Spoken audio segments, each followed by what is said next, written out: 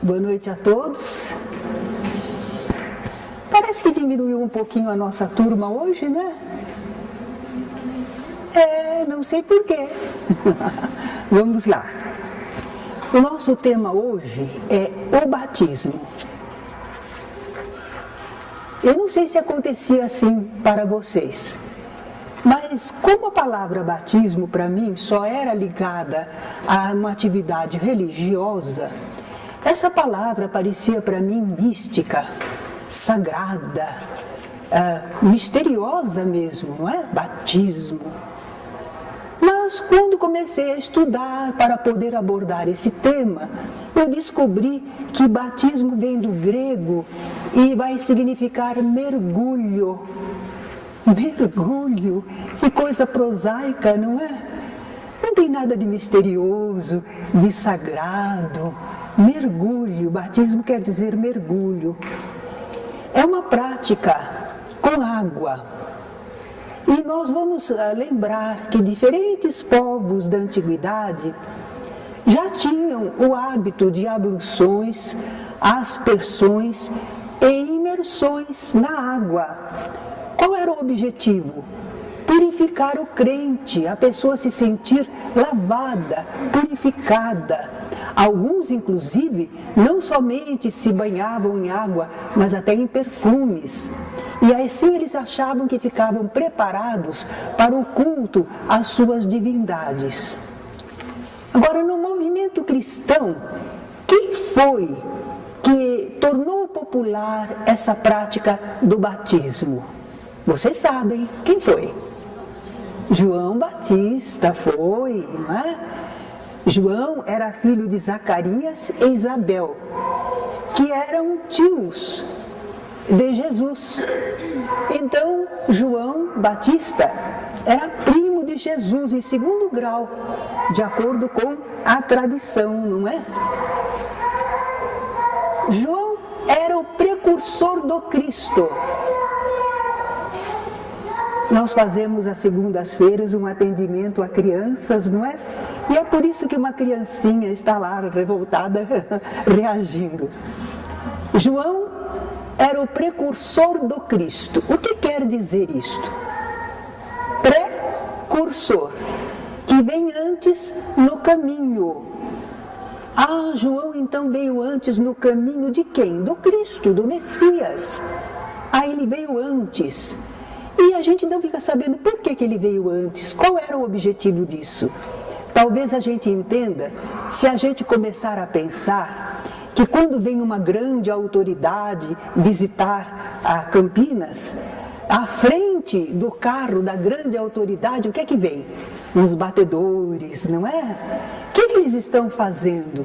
Estão abrindo caminho, vendo se está tudo em ordem, para a autoridade poder passar com segurança. Então, naquele tempo, na Palestina, as estradas não eram assim tão seguras, não é? Havia depressões, havia elevações, e para uma carruagem passar, antes era preciso que aplainassem o caminho. Então, João seria assim, alguém que veio antes no caminho para preparar o caminho. Mas escute, não era um caminho material, era um caminho espiritual. Era nas almas que João o Batista vinha para aplainar as diferenças. Se alguém estava assim muito orgulhoso, muito exibido, não é? Então seria como se dissesse, baixa essa crista, não é? Calma aí, o Messias está chegando. Olha como você está cheio de orgulho, não é? E em compensação havia outros que estavam no fundo do poço, na depressão, tristes, desalentados. A esse João diria, coragem, bom ânimo, o Messias está chegando, há esperanças de renovação. Então era isso que João fazia, ele preparava as almas para receberem Jesus, o Messias, né? Ele não sabia ainda que era Jesus o Messias, ele estava preparando o caminho para o Cristo, o Messias. Como é que ele preparava esse caminho? O que é que ele fazia? ele clamava para o povo, ele convidava o povo: arrependei-vos, ou fazei penitência, pois está próximo o reino de Deus. Um confrade nosso, estudioso daqueles idiomas antigos, nos explicou que essa tradução arrependei-vos não é muito correta, que o certo seria mudai a vossa mente. Modifiquem o modo de pensar, pois está próximo o reino de Deus. E as pessoas atendiam ao convite, porque havia muita gente, os israelitas esperavam de fato o Cristo, o Messias, que eles diziam que era um ungido de Deus, e eles estavam esperando desse Cristo, desse Messias, a redenção do seu povo, a libertação, era assim que eles pensavam. Então eles esperavam muito. E quando João falou que o Messias estava chegando, mas convidou a uma renovação mental, muita gente atendeu. Muita gente vinha ter com João. João estava fazendo essa pregação às margens do Rio Jordão, o rio que atravessava a Palestina. E quando a pessoa dizia: eu estou arrependido, eu não posso ficar assim, a minha alma está cheia de problemas, e o Messias está chegando, eu estou arrependido, eu quero me renovar. Então João mergulhava as pessoas nas águas do rio. Por isso é que ele ficou conhecido como o Batista, aquele que batiza, aquele que mergulha as pessoas. Porque Batista naquela época não era sobrenome, não. Naquela época era, como assim, dizendo a função. Nós não dizemos do alferes que promoveu a independência, que lutou pela independência, nós não temos aquela alcunha, o Tiradentes. No caso de João, ele era João o Batista, aquele que batiza, não é? Então o batismo de água que João anunciava e fazia, tinha um significado, era de arrependimento. Era uma prática simbólica. Imagine se a água vai lavar pecado. Não lava. Mas era um simbolismo que a pessoa dizia: eu quero me renovar. Ele mergulhava a pessoa na água e dizia: você está lavado. Começa uma nova etapa agora. Não tenha complexo de culpa do passado. O Messias vem aí para nos libertar. Então a pessoa que dava um testemunho público de arrependimento, não era escondidinho não, a pessoa precisava falar de público, dizer alto e bom som para todos ouvirem que ela se julgava uma pecadora, estava errado, queria se renovar, não é? Então aí João mergulhava a pessoa na água. Mas, então João começou a mergulhar na água, a batizar todas as criancinhas da região. Os pais vinham trazendo nos braços as criancinhas para serem mergulhadas no Rio Jordão, verdade? Não, João não batizava nenhuma criancinha não. Por que não? Se é batismo de arrependimento, a criança tem condições de saber o certo e o errado para se arrepender? Então esse batismo de água não se aplicava nas criancinhas, não. Era só em adultos que tinham do que se arrepender e podiam analisar certo e errado para se arrependerem. E olha, não adiantava se as pessoas não estivessem de fato arrependidas. Nós vemos isso porque certa vez uns fariseus e saduceus eram seitas entre os israelitas. Eles chegaram lá a João para que ele os mergulhasse na água. Mas João não quis não e disse: raça de víboras. Sabe, eles tinham um modo de falar muito poético, simbólico. E quando a gente lê isso, a gente põe o nosso sentido de ocidente, né? Raça de víboras. Não, para eles era uma linguagem colorida, uma linguagem que explicava bem o que eles queriam dizer. Raça de víboras, quer dizer, gente astuciosa como serpente, hein? Ou gente ardilosa, raça de víboras, quem vos ensinou a fugir da ira futura? Quem é que ia ficar bravo assim, hein? Quem é que ia ficar irado? Que eles precisavam até ter medo dessa ira futura. Jeová, o Deus em que eles acreditavam, era bravo. Ira futura, eles pensavam assim. E nós, o que pensamos? É a lei de causa e efeito, a lei divina. Lá vem a resposta, a consequência. Quem vos ensinou a fugir da ira futura? Quem ensinou vocês a fugirem das consequências? Produzir, pois, frutos dignos de arrependimento. Se está arrependido, prova pelos atos, não é? Pelo comportamento. Mas é que aqueles fariseus e saduceus tinham ido lá a João, como muita gente faz. Vai para a religião para se salvaguardar. A pessoa não muda, mas ela está frequentando a religião. Ela espera que aquilo a salve, que as consequências dos seus erros não a atinjam. Isso não é possível, não é? A lei divina é muito perfeita, é cheia de misericórdia, mas é cheia de justiça também. Então, hoje em dia, talvez que quando a gente vê as pessoas não querendo sofrer o problema da AIDS, mas não deixando uma vida promíscua, então talvez que a gente pudesse dizer: raça de víboras, quem vos ensinou a fugir da ira futura? Produzir, pois, frutos dignos de arrependimento. Mude e não queira enganar a lei divina, não é? O pessoal anda procurando muito uma vacina para fugir dos resultados, mas não quer mudar o que às vezes causa essa situação.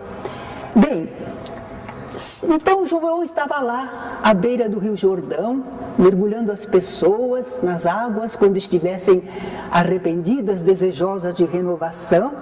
E aí alguém chegou, foi chegando para também ser batizado por João. Quem era? Jesus. Bem, João não sabia que Jesus era o Messias. Mas ele conhecia o seu primo, era gente boa, de bons costumes, muito bondoso, muito correto. Então João não queria mergulhar Jesus na água. Eu é que preciso ser batizado por ti, e tu vens a mim? Jesus respondeu: deixa por agora, porque nos convém cumprir toda a justiça. Que justiça seria essa? Aquilo que era lei espiritualmente para os israelitas. Os livros de Moisés e dos profetas eram o que eles seguiam como lei. E nesses livros, nessas tradições dos israelitas, havia algumas menções ao Messias. E falavam que sobre o Messias repousaria o Espírito do Senhor, o Espírito de sabedoria e de inteligência, o Espírito de conselho e de fortaleza, o Espírito de conhecimento e de temor do Senhor. Quem falou assim foi Isaías, o profeta, não é? E então haveria sinais para se reconhecer o Messias. E João estava esperando um sinal para reconhecer o Messias. Ele diz: eu não o conhecia. Não, o Messias ele não sabia quem era, só conhecia o primo dele. Mas o que me enviou a batizar com água, quem será que mandou João ficar mergulhando as pessoas na água? O instrutor espiritual deles, o guia, né? O guia, ele escutava o guia falar com ele e deu aquela orientação. Esse que me enviou a batizar com água me disse: aquele sobre quem vires descer o Espírito e ficar sobre ele é o que batiza com o Espírito Santo. Ele estava esperando esse sinal para reconhecer o Messias. E o sinal foi dado. Jesus foi mergulhado na água. Aconteceu alguma coisa? Eu brinco um pouquinho. Jesus ficou molhado, não é? Mergulhou na água, ficou molhado. Mas espiritualmente não aconteceu nada.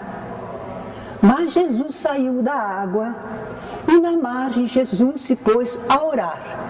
Agora vai acontecer. Não porque ele foi mergulhado na água, mas porque ele está orando. Olha a comunhão com o Pai.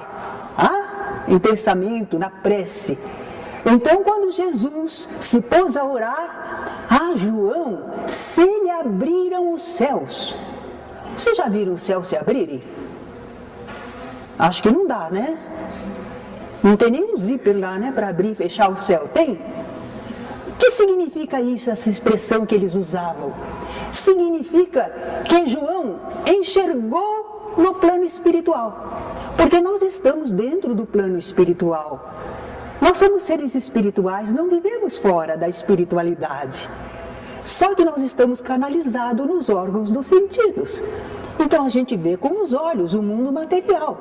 Mas quando o médium transcende o corpo, ele enxerga, ele é espírito também, ele enxerga no plano espiritual. Quando Jesus orou, João conseguiu ver no campo espiritual. Os céus se abriram para ele. E o que é que ele viu? Ele viu o Espírito de Deus. Será? Deus não é a inteligência suprema do universo? Ele não comanda o universo inteiro, agora Deus vem ali. Se Deus está ali, quem que está tomando conta do universo? Espírito de Deus, ele viu? A gente vai encontrar outras passagens em que eles dizem assim: não acrediteis em todos os espíritos, experimentai se os espíritos são de Deus. O que é que eles querem dizer? Veja se é um bom espírito, que vem da parte de Deus, que está de acordo com a lei divina, mensageiro do Senhor. Espírito de Deus é aquele bom espírito. Então, João viu um bom espírito, um espírito da parte de Deus, uma manifestação superior, não é? Descendo como pomba. Peraí, não apareceu pombinha nenhuma não. Eu sei que o pombo significa paz e tudo, não é? Não, mas não foi. É descendo como pomba. É comparativo. A manifestação espiritual sobre Jesus foi mansa e suave, como pomba, não é? Enquanto que as pessoas, geralmente, que não têm ainda uma educação mediúnica, quando elas sentem a aproximação de espíritos, e geralmente para o comum das pessoas, nem sempre são espíritos equilibrados e bondosos, então a pessoa grita, a pessoa desmaia, cai ao solo, não é? É uma coisa, aquela manifestação tumultuada, mas sobre Jesus não. A manifestação espiritual foi como pomba. O Espírito de Deus desceu sobre Jesus como pomba. E uma voz dos céus que dizia: este é o meu filho amado, em quem me comprazo. Houve uma manifestação espiritual para informar que Jesus era o Messias. Não foi João que afirmou que Jesus era o Messias. João só vai repetir, mas ele escutou do plano espiritual, não é? Então, diante do que acabara de ocorrer, João ficou sabendo que Jesus, que ele apenas conhecia como homem e ser primo, era o Espírito enviado por Deus a este mundo para esclarecer a humanidade e libertá-la do erro. E a partir de então, João cumpriu a sua tarefa de precursor. Ele começou a anunciar, a testemunhar a respeito de Jesus. Eu vi o Espírito descer do céu como uma pomba e repousar sobre ele. E eu vi e tenho testificado que este é o Filho de Deus. Eis o Cordeiro de Deus que tira o pecado do mundo. Porque Jesus ia ser sacrificado, mansamente, sem agredir ninguém, não é? Para nos ensinar um caminho de não violência, de amor, de perdão. Então Jesus é o Cordeiro de Deus que tira o pecado do mundo. Ele ensina as pessoas a não errarem mais, se a pessoa atender, não é? Anteriormente, João havia dito: aquele que vem após mim, o Messias, é mais poderoso do que eu, cujas alparcas, que é isso? Sandálias. Não sou digno de levar, nem para carregar as sandálias do Cristo. João se considerava, não tinha competência nem para isso. Agora João vai confirmar: esse é aquele do qual eu disse, após mim vem um varão, um homem, que foi antes de mim, porque já era primeiro do que eu. Tem um erro aí, hein? Tem um erro. João era 6 meses mais velho que Jesus. Como é que diz aqui que o Messias foi antes de mim, já era primeiro do que eu? E agora? Em espírito, João é criancinha perto de Jesus. Jesus é muito mais antigo espiritualmente, muito mais evoluído. Então nós vemos que ele está falando com razão, certamente. Disse mais João: e eu não o conhecia, mas para que ele fosse manifestado a Israel. Quem é Israel, hein? O povo israelita. Eles se chamavam assim: ouve, ó Israel, o Senhor teu Deus. Era o nome para o povo, israelitas. Mas para que ele fosse manifestado ao povo israelita, vim eu por isso batizando com água. João só estava ali mergulhando as pessoas na água para que ele pudesse reconhecer quem era o Messias e avisar a todo mundo. Mas agora João já reconheceu Jesus como Messias. E acho que vai acabar o batismo de água, né? Acabou. Se era para isso, já foi. Mas parece que não acabou não, né? Jesus batizou alguém com água? A gente precisa ter certeza. A gente não pode falar tolice. A resposta está no evangelista João. Não é João Batista o que batiza. João que escreveu um evangelho. João é evangelista. E lá está escrito assim: quando, pois, o Senhor Jesus veio a saber que os fariseus tinham ouvido dizer que ele fazia e batizava mais discípulos que João, assim, porque quando Jesus começou o seu trabalho, atraiu muito mais gente do que João atraía, né? Mas tem lá um comentário: se bem que Jesus mesmo não batizava, e sim os seus discípulos. Então Jesus não batizava ninguém com água. Ele não deu esse exemplo para nós, não. O que seu mestre mandar, faremos todos. Mas Jesus não batizou com água. Curioso, né? Ele não, mas os discípulos sim. Os discípulos batizavam com água. Mas por quê? Antes de chegar Jesus, quem é que aquelas pessoas de boa vontade, interessadas na religião, quem é que elas seguiam? João. Foi quem apareceu.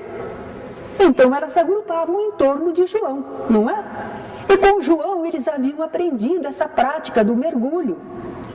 E certamente eles achavam que isso era muito importante. Depois, com o aprendizado que eles fariam junto a Jesus, eles iriam se desapegando do costume do mergulho na água, né? João disse de Jesus, do Cristo: ele vos batizará com o Espírito Santo e com fogo. Você já tinha escutado desses outros 2 batismos? Eu, por muito tempo, não tinha escutado, não. A gente só falava do batismo de água. Mas os batismos que Jesus trouxe foram 2. E esses 2 são de Espírito Santo e de fogo. São mais importantes que o de água. A água, ela lava por fora. O fogo purifica no interior, não é? O batismo de água significava que a pessoa estava conscientizada e arrependida de seus erros. E ficava lavada na sua conduta externa, no exterior. Mas agora, vem o batismo de fogo. A gente brinca um pouquinho, não é? Porque parece que Jesus, se traz o batismo de fogo, vai fazer churrasquinho da gente, não é? Olha lá, tem que mergulhar no fogo, É o esforço para a gente se renovar, corrigir a conduta, reparar males praticados, testemunhar novos propósitos em todos os momentos, vencer os instintos e hábitos inferiores e procurar praticar o bem. Isso é bem mais difícil do que mergulhar na água, né? Essa é uma prova de fogo. Você vai mostrar se gosta de mim. É duro, não é? Não é só falar, não. É um mergulho na busca de purificação interior muito mais profunda. Mas Jesus se referia a essa luta, que Ele vinha nos convocar para essa luta de renovação verdadeira, de testemunho, não é? Ele dizia, eu vim para atear fogo à terra. Revolucionário, hein? Ele veio fazer revolução na alma, não é? Eu vim para atear fogo à terra. É o fogo santo, é o entusiasmo do bem, é o desejo de vencer os seus erros, as suas maldades. Então Jesus dizia, e que mais quero se ele já está aceso? Porque Jesus já havia incendiado o coração dos apóstolos e de algumas pessoas. E quando a pessoa está envolvida nesse entusiasmo do bem, ela vai passando para os outros também. Então Jesus ateou fogo na terra, na humanidade terrena. E ele estava contente porque já alguns entendiam e estavam passando o ideal adiante, não é? Era o que Jesus queria. E o batismo do Espírito Santo? Essa palavra santo foi colocada ao lado da palavra Espírito numa certa época, não era no começo. Porque no começo eles só falavam batismo do Espírito. Mas acontece que às vezes eles se referiam a uma manifestação de Espírito boa e às vezes era uma manifestação de Espírito mau. Então eu acredito que eles acharam de colocar a palavra santo ao lado de Espírito para dizer que o Espírito era coisa boa, que eram bons espíritos. E quando não era um bom espírito, eles acabaram colocando espírito mau, demônio, certo? Mas são todas manifestações espirituais. Então vamos ver o mergulho no Espírito Santo. A pessoa está se esforçando por se melhorar moralmente. Ela está se dedicando à prática do bem. O que acontece nessa pessoa? Acontece que ela começa a sentir uma sintonia, começa a estabelecer uma comunhão com os benfeitores do plano invisível. Porque por enquanto a gente comunica na horizontal ou para baixo, com o espírito igual ou pior. Isso é fácil. Mas quando a pessoa está se esforçando para o bem, aprendendo, servindo, vigiando a sua conduta e praticando o sentimento, naturalmente que ela começa a estabelecer uma sintonia espiritual melhor. Então pode acontecer até o desenvolvimento de faculdades mediúnicas, ou às vezes a pessoa fica naquele intercâmbio sutil, pressentimentos, inspirações, não é? Mas afinal de contas ela está mergulhando em espiritualidade superior. É mergulho do Espírito Santo, batismo do Espírito Santo. Ali ela tem aprovação e apoio constante do alto para os seus atos bons. Então nós vamos colocar, só para vocês poderem recapitular. Não vou falar, que pena quem está sentado muito lá atrás, mas espero que todos possam ler. Só recapitulando o que é batismo de água, do fogo e do Espírito Santo.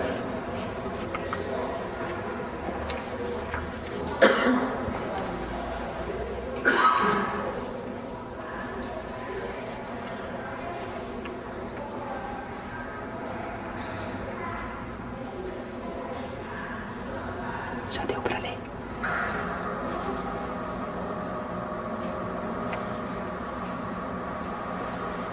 Já deu para ler? Então vamos lá. Os discípulos de Jesus estando junto ao Mestre, eles lutavam por se melhorarem. E eles procuravam servir o próximo, estavam aprendendo com Jesus.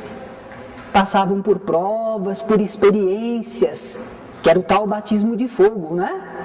E pouco a pouco eles iam se desenvolvendo intelectual e moralmente. Aquelas pessoas que eles instruíam, quando a pessoa já passava pelas fases do arrependimento, do testemunho de renovação, Jesus havia ensinado os seus apóstolos a liberarem a mediunidade. Não havia mais proibição, era só a pessoa se preparar espiritualmente. Jesus ensinou como fazer o intercâmbio mediúnico.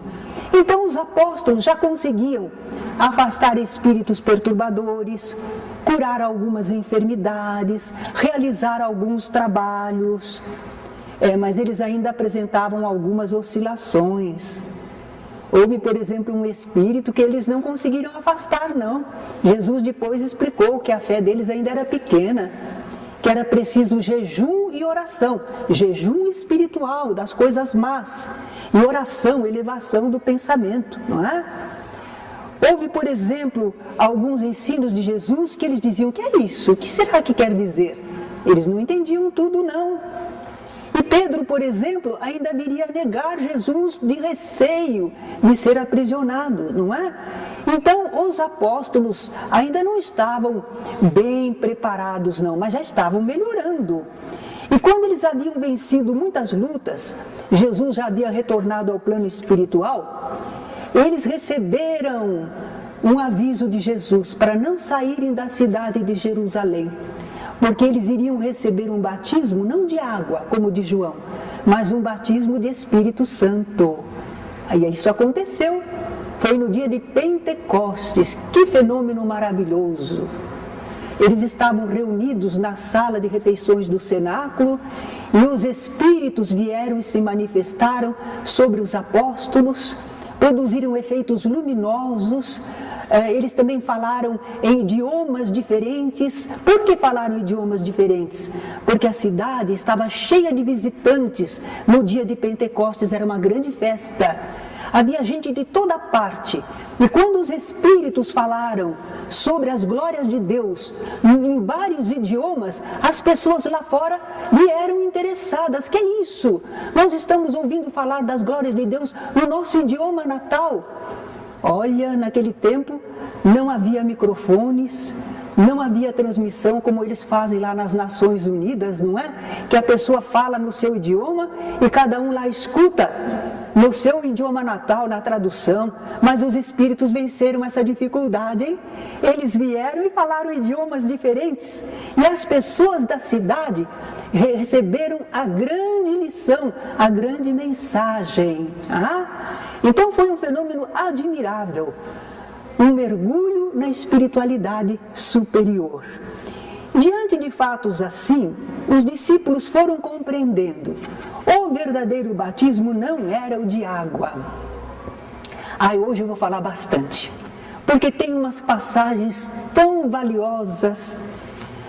Tem aquela do centurião Cornélio. Ele era um centurião, o chefe de soldados romanos, mas ele era muito bom, ele era um homem de fé, ele era caridoso, e ele estava orando. Será que Deus só escuta as pessoas que oram na nossa religião? Não, a pessoa eleva o pensamento, está em comunhão, não é? Ele estava orando e apareceu um mensageiro do Senhor, um espírito, que disse para ele, olha, manda buscar na cidade vizinha aí a Pedro, porque ele vai te falar sobre as coisas espirituais, que o pobre do homem não sabia ainda. Então, esse soldado, chefe de soldados romanos, ele reuniu a família, os seus agregados, e ele mandou 2 soldados buscarem Pedro. E havia perseguição aos cristãos.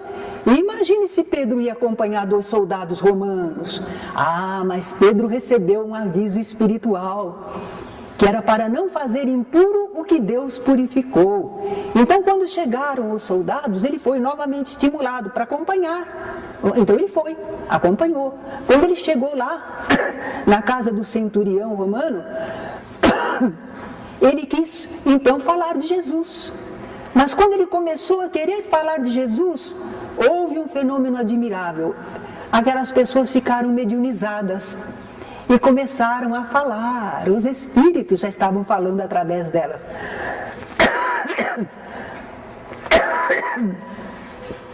Nós não dissemos que o batismo de água é a renovação, é o propósito, o arrependimento? A segunda fase não é o esforço para o bem? E eles já estavam na terceira fase, na comunhão espiritual. Eles já estavam no batismo do Espírito. Diante disso, quando Pedro viu que eles estavam já mediunizados por espíritos superiores, falando as coisas boas, ele deu para eles o mergulho de água, o batismo de água. Mas o pessoal lá do grupinho, o pessoal dos apóstolos, disseram para Pedro: você não podia fazer isso, é um estrangeiro, como é que você concedeu o batismo de água para eles?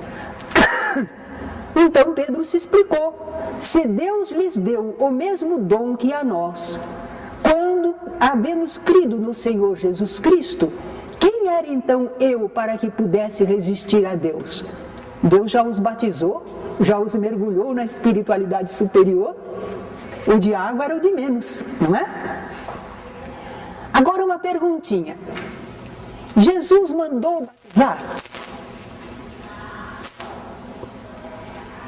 Havia uma passagem no final, às vezes, dos evangelhos, que eu lia e não falava sobre ela, porque eu dizia: não entendo. Não, mas Jesus está mandando batizar, está escrito lá. Jesus enviou os seus apóstolos a pregar o evangelho e a batizar quem acreditasse. Eu falava: não, porque eu só conhecia o batismo de água. Então eu achava que era para batizar com água. Eu não entendia. Depois que eu entendi, não era com o batismo de água que Jesus queria que batizasse. Era com o batismo de fogo e Espírito Santo, o entusiasmo do bem e a assistência espiritual superior. É assim que a gente mergulha, nós cristãos mergulhamos as pessoas, não é? O apóstolo Paulo, na carta aos Coríntios, ele também explicou. Havia uma questão: quem é que batizou quem é que começou a iniciar a pessoa no movimento cristão. Então Paulo se explicou: olha, se eu batizei um ou dois, é quando muito foi isso, porque Cristo me enviou não para batizar, mas para evangelizar, para falar das coisas espirituais, levar a pessoa ao bem, não é? Estamos vendo isso e perguntamos, diante de toda essa explicação, esse acompanhamento que a gente faz do Evangelho, por que será que ainda existe o batismo de água? É que as pessoas estão habituadas aos cultos tradicionais. Não é só de agora, não, de muitas e muitas encarnações. Quando a gente vai para a religião, o pessoal está habituado com coisas materiais. As pessoas sentem dificuldade em adorar a Deus em espírito e em verdade, como recomenda Jesus. Parece pouco para as pessoas, é tudo, porque é sincero, é verdadeiro, é o nosso eu. Mas não, as pessoas estão habituadas a ter alguma coisa exterior, não é? Acham falta de um meio material para expressar, tornar concretos os fatos espirituais. Então, em vez de conservarem o cristianismo isento de exterioridades, em vez de irem abolindo as práticas externas de culto para acompanharem a atitude de Jesus, que jamais instituiu fórmulas materiais para o culto a Deus, Jesus orava nos campos, na rua, à beira-mar, mas as pessoas pouco a pouco foram infiltrando na doutrina cristã rituais, fórmulas, vestes especiais, objetos, símbolos e assim por diante. E o batismo de água, em vez de se extinguir, assumiu uma importância maior que não tinha. E ficou prejudicada a compreensão do seu significado espiritual. era a necessidade da criatura se arrepender dos erros cometidos e desejar lavar-se, purificar-se espiritualmente. Por isso, hoje em dia, a gente encontra muitos que estão batizados com água, às vezes até em mais de uma religião, mas não estão arrependidos, nem tocados pelo fogo, desejo ardente do bem, nem em comunhão com a espiritualidade superior. Sem querer menosprezar, mas apenas por uma comparação. Se nós formos a uma prisão, a um cárcere, e perguntarmos quem aqui não é batizado, o pessoal vai dizer, que é isso, eu não sou pagão não, hein? Eu fui batizado até em 2 igrejas. Foram batizados com água, mas não com o conhecimento, não com o despertar para o bem, não com assistência espiritual superior. Aqueles que conseguem isso, mesmo passando pela experiência da prisão, se renovam mesmo e se tornam uma criatura melhor. Então nós vemos nós espíritas e o batismo. Nós sabemos que é preciso adorar a Deus em espírito e em verdade. É assim que a gente procura adorar. Sem dogmas, sem ritos, sem exterioridades. Quando a gente estuda a questão do batismo de água, que é tão tradicional em outros meios religiosos, o que é que nós constatamos? É uma prática simbólica, exterior. Então o espírita consciente não se batizará com água. Não fará batizar assim os seus filhos.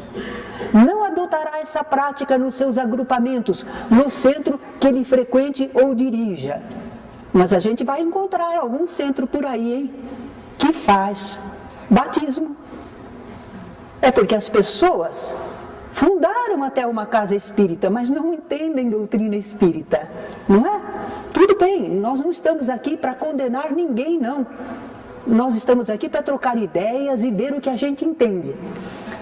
Então o espírita, em vez disso tudo, ele procura a vivência das 3 fases da evolução humana.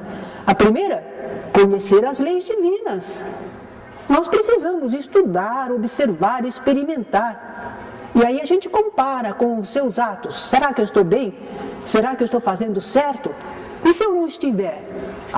Eu preciso me arrepender. Preciso me arrepender, melhorar. Segundo, nós temos que nos esforçarmos por um novo modo de sentir e agir, vencendo hábitos, comportamentos antigos, testemunhando o sincero propósito de verdadeira regeneração. Kardec, para distinguir o espírita, para dizer como é o espírita, ele disse, reconhece-se o verdadeiro espírita porque ele usa uma roupa especial. Não. Porque ele tem um distintivo no peito. Não. Porque ele fala alto e bom som, eu sou espírita. Não. Reconhece-se o verdadeiro espírita pela sua transformação moral e pelos esforços que faz para domar as suas más inclinações. O espírita entende quem eu sou, de onde eu vim, por que estou aqui, como devo agir. Então ele procura se renovar, não é? E naturalmente o espírita não é melhor do que ninguém, não é diferente de ninguém, mas se ele se esforça para o bem, qualquer pessoa que se esforçar para o bem, que procurar combater suas más inclinações, o que vai acontecer com ela? Começa a receber assistência espiritual superior, começa a entrar em comunhão com o mais alto, não é? Então, é o batismo do Espírito, são as 3 fases. E quanto às outras pessoas, o que é que o espírita pode fazer, inclusive seus filhos? O que o espírita pode fazer é oferecer advertência, esclarecimento quanto ao erro, estímulo, ensino quanto ao que é certo. Mas para isso ele não precisa de nenhuma fórmula religiosa. O que é que ele precisa? Troca de ideias e exemplificação da vida evangelizada. Por isso é muito importante nós espíritas, nós não somos obrigados a ser santos, que nós não conseguiríamos, mas pessoas de bem, pessoas esforçadas para não errar, que quando erram pedem desculpas e corrigem, isso é o espírita, não é? O espírita é sincero e vive vive aquilo que ele aprende espiritualmente, não é? Fazendo isso com as pessoas, ensinando, advertindo. As pessoas, por sua vez, se quiserem, porque têm livre-arbítrio, elas poderão se arrepender se têm atos maus, testemunhar o desejo do bem e alcançar igualmente o convívio, patente ou oculto, com os espíritos benfazejos. Porque isso aqui não é privilégio dos espíritas, é a lei divina.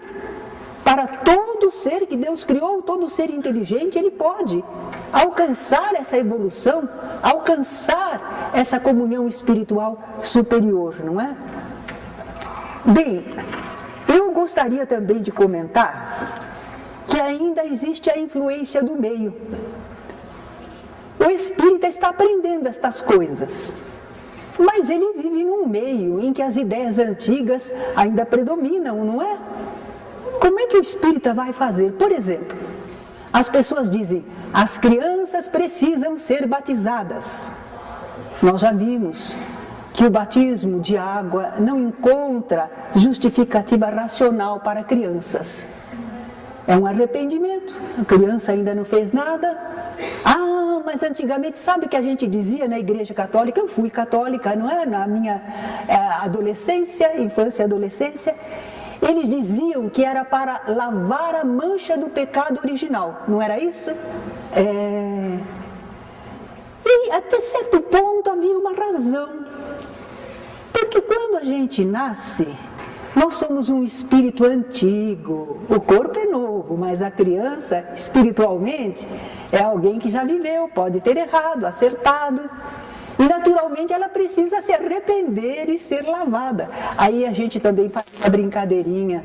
Mas olha que Deus já fez a gente nascer de 2 gotas d'água, a célula masculina e feminina, não é? E depois a gente se desenvolveu numa bolsa de água.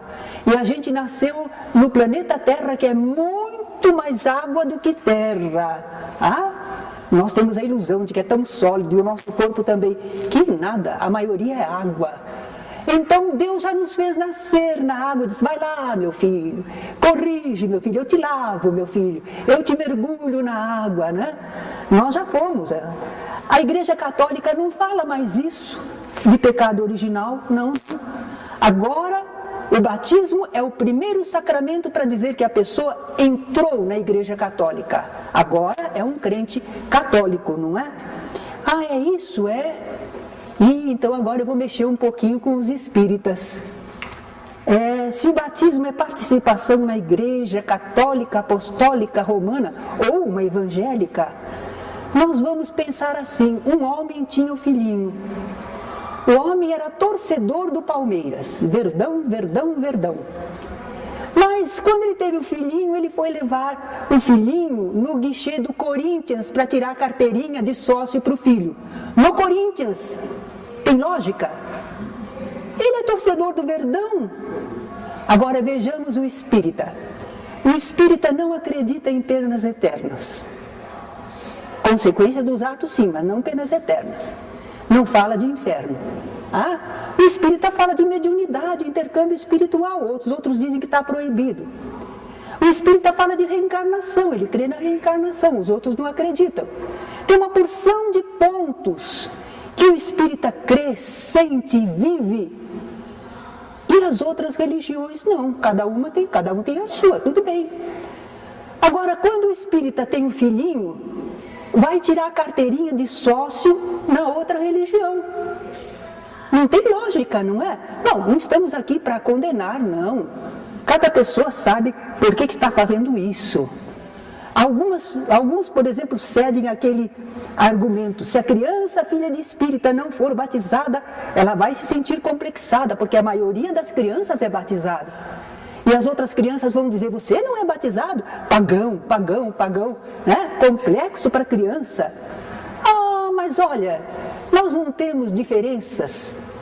Nós temos muitas diferenças entre nós. Uns são altos, outros são baixinhos.